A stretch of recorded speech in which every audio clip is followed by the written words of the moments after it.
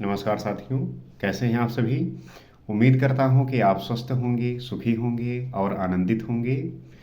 श्री रामचरितमानस में आपका स्वागत है। हम राम के चरित्र का गुणगान करते हुए उनकी कृपा का पात्र बनने का प्रयास कर रहे हैं और इसमें आपकी जो सहभागिता है वो बहुत ही आवश्यक है, क्योंकि हम साथ में मिलकर ही उस कथा को, जो इतना प्रभावी है, इतना महिमा से युक्त है, जिसको जानकर हम अपने जीवन की सारी चुनौतियों को, सारे संघर्ष को बड़ी सरलता से और सहजता से जो है उसे ख़त्म कर सकते हैं।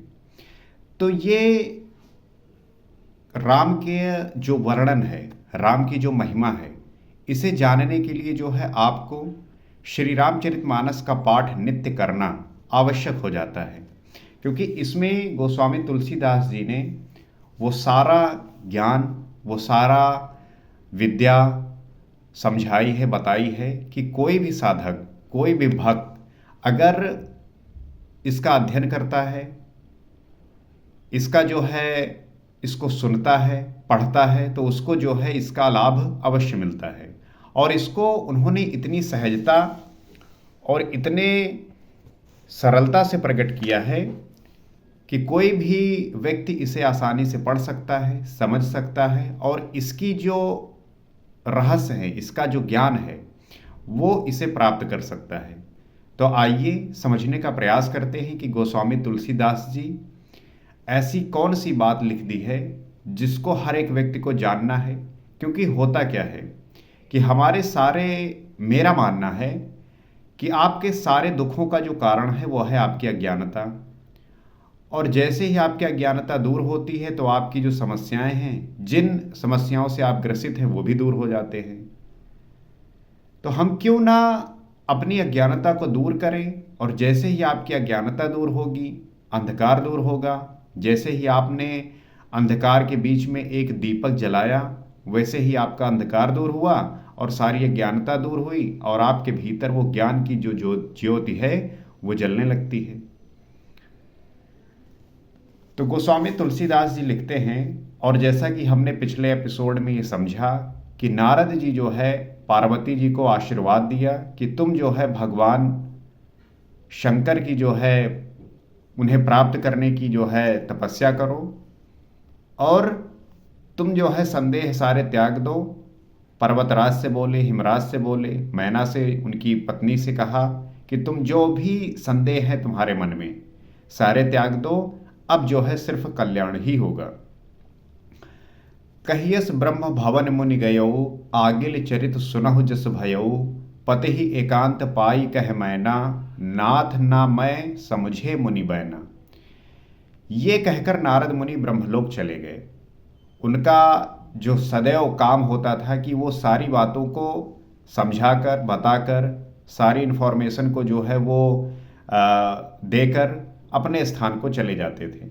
जैसे आज के समय पे मोबाइल है, उसी प्रकार से उस समय के वो मोबाइल कह सकते हो कि एक, क्योंकि मन की स्पीड से, की गति से जो है वो ट्रेवल करते थे।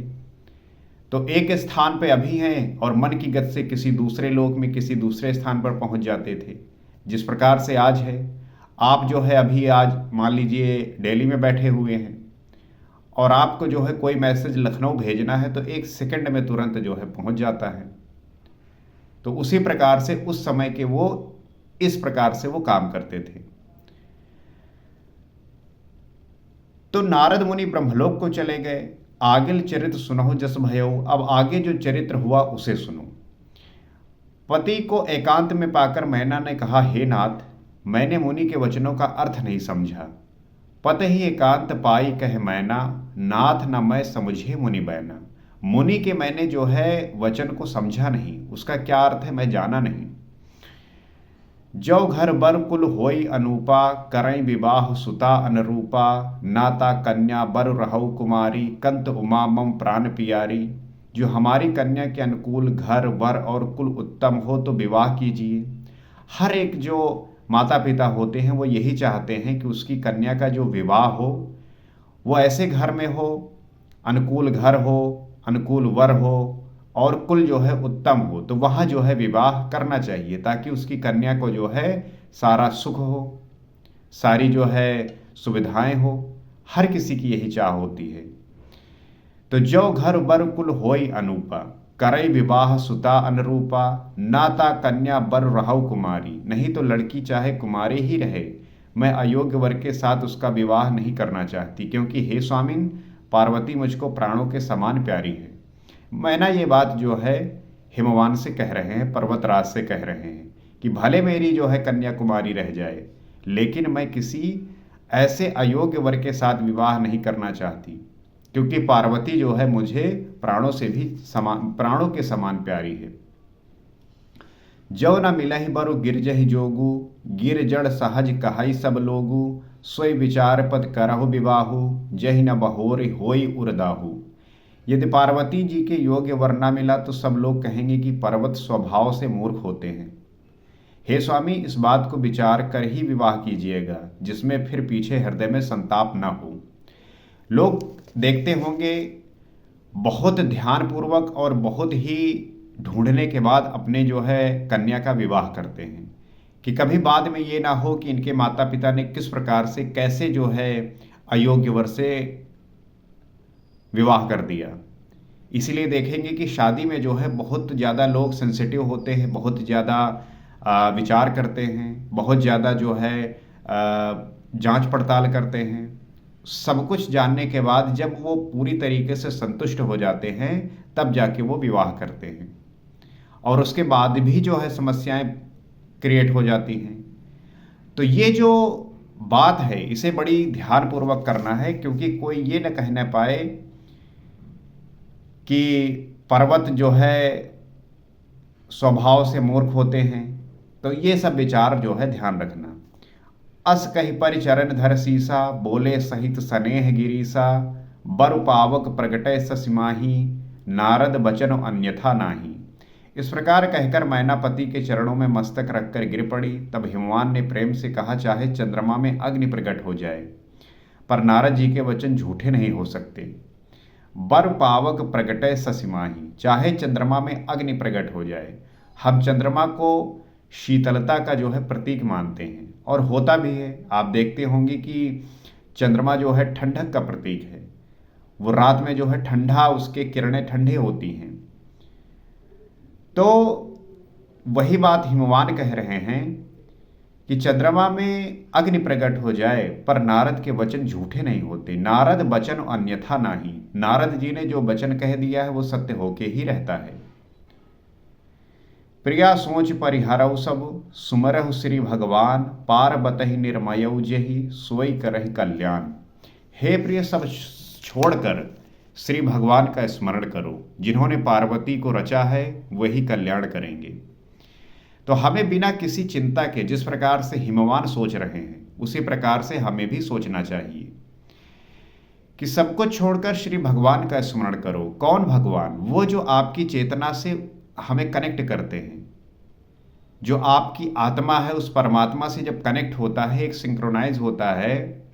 ये भक्ति क्या है? भक्ति यही है कि आपका जो कनेक्शन है वो उस परम ब्रह्म परमेश्वर से हो रहा है, जो ऊर्जा का भंडार है।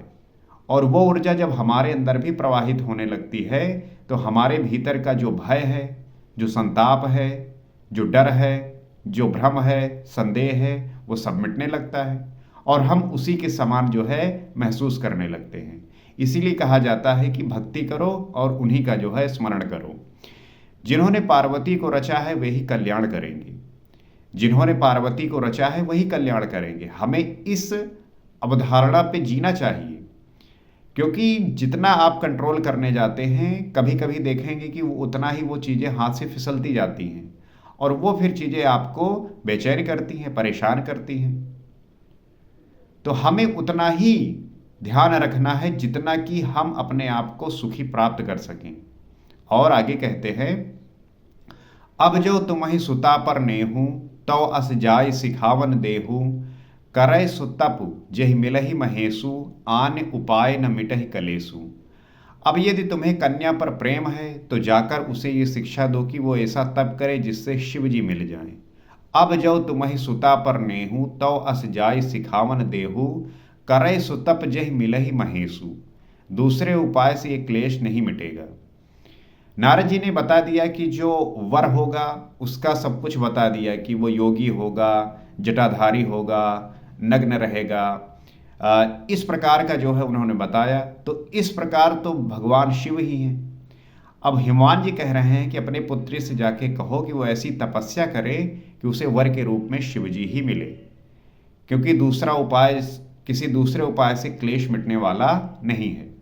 हमें भी इसी प्रकार से सोचना चाहिए कि आपको अपने मन में अपने गोल को सेट करके उसके लिए क्या रिक्वायरमेंट है, आप उस पर जो है काम करें।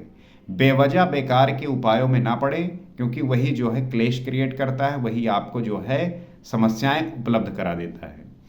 नारद बचन सा गर्भ सहेतु, सुंदर सब गुण निधि वृख केतु, अस विचार तुम तजहु असंका, सबहि भांति शंकर व कलंका। नारद जी के वचन रहस्य से युक्त और सकारण हैं, और शिव जी समस्त सुंदर गुणों के भंडार हैं। ये विचार कर तुम मिथ्या संदेह को छोड़ दो, शिव जी सभी तरह से निष्कलंक हैं। तो नारद जी के जो वचन हैं वो रहस्य से युक्त होते हैं, सकारण हैं। शिव जी समस्त सुंदर गुणों के भंडार हैं। हम उसी की पूजा करते हैं जो सुंदर गुणों का से युक्त होता है। अगर किसी व्यक्ति के भीतर दोष है, अगुण है, अवगुण है, तो वो जो है सदैव आपके व्यक्तित्व में बाधा बनते हैं। तो हमें जितने भी अवगुण मिले उन्हें त्याग कर जो गुण है उसे ग्रहण करना चाहिए। वही आपको जो है सम्मान दिलाएगा, वही आपको आदर दिलाएगा। ये विचार करो और तुम संदेह को जो है छोड़ दो। अस विचार तुम तजहु व शंका, सबहि भांत शंकर व कलंका। शिवजी सभी तरह से निष्कलंक हैं। सुनपति बचन हरस मन माही, गई तुरत उठ गिरजा पाही। उमहि बिलोक नयन भरे बारी, सहित स्नेह गोद बैठारी। पति के वचन सुन मन में प्रसन्न होकर मैना उठकर तुरंत पार्वती जी के पास चली गई। पार्वती जी को देखकर उनकी आंखों में आंसू भर आए, उसे स्नेह के साथ गोद में बैठा लिया। तो जब आप प्रसन्न होते हैं और आप ये कल्पना करते हैं कि जब चीज़ें घटित होंगी तो वो इतनी सुंदर होंगी, इतनी अच्छी होंगी, तो आपके आंखों में आंसू अपने आप झलक पड़ते हैं। आप खुशी से जो है भर जाते हैं, आप पुलकित होने लगते हैं, आपका हृदय जो है प्रफुल्लित होकर बिल्कुल आनंदित होने लगता है। आप बहुत उस उत्साह में होते हैं जिसकी आवश्यकता, जिसके लिए आप सालों या कई महीनों जो है इंतजार किया हो। तो इस प्रकार जो है स्नेह के साथ पार्वती जी के पास मैना जी जाके बैठी और उन्हें जो है गोद में बैठा लिया। 12 बार लेत उरलाई, गदगद कंठ न कछु कहि जाई। जगत मातु सर्वज्ञ भवानी, मातु सुखद बोली मृदुबानी। फिर बार बार उसे हृदय से लगाने लगी। माता जो है वो अपने बच्चों से सबसे ज़्यादा प्रेम करती हैं। उनका जो पूरा जीवन होता है, प्राण होता है, वो उनके बच्चों में ही बसता है। इसलिए आप देखेंगे कि जब बच्चों से बात नहीं होती, उनसे मिल नहीं पाती या उनकी आंखों के सामने नहीं होते, तो वो बहुत ज़्यादा उनके अंदर वो छटपटाहट होती है। वो जो है प्रेम से इतना भाव विभोर होती हैं कि वो अपने आंसुओं को नहीं रोक पाती। उनके आंखों से आंसू छलकता रहता है। वो सदैव जो है ये चाहती हैं कि उनके जो बच्चे हैं उनके सामने रहें, वो जो है अपने जीवन में अच्छा करें, उनके भीतर वो गुण उत्पन्न हो। तो इस प्रकार का जो भाव है, इस प्रकार की जो ममता है, आप देखते होंगे, आप भी जो है ये महसूस करते होंगे कि आपकी माता आपसे कितना प्रेम करती हैं, आप कितना माता जी से प्रेम करते हैं, और आपको उसी प्रकार से करते रहना है और जितना हो सके उनके लिए परिश्रम करना है ताकि उन्हें हम सुखी और आनंदित रख सकें।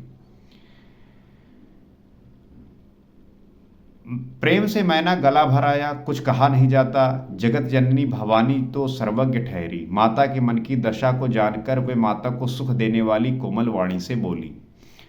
सुनहि मात मैं दीख अस, सपन सुनावहु तोहि। सुंदर गौर सुविप्रबर, अस उपदेशहु मोहि। माँ सुन, मैं तुझे सुनाती हूँ। मैंने ऐसा स्वप्न देखा है कि मुझे एक सुंदर गौरवर्ण श्रेष्ठ ब्राह्मण ने ऐसा उपदेश दिया है।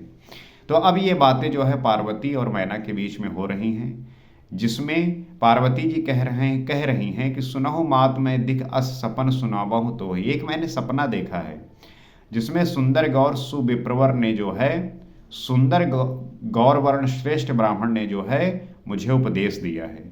क्या उपदेश दिया है, इसको हम अगले एपिसोड में देखेंगे और सुनेंगे।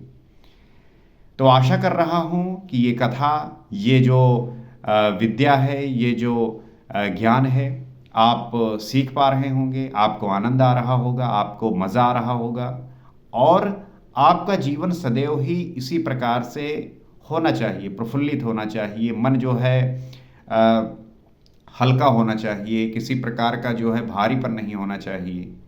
जब आप अंदर से प्रफुल्लित होते हैं, आनंदित होते हैं, हल्के होते हैं, तब आपका जो व्यवहार है, आपका जो व्यक्तित्व है, वो भी बहुत ही सुंदर और सरल दिखता है। तो ये कथा उसी प्रकार से है।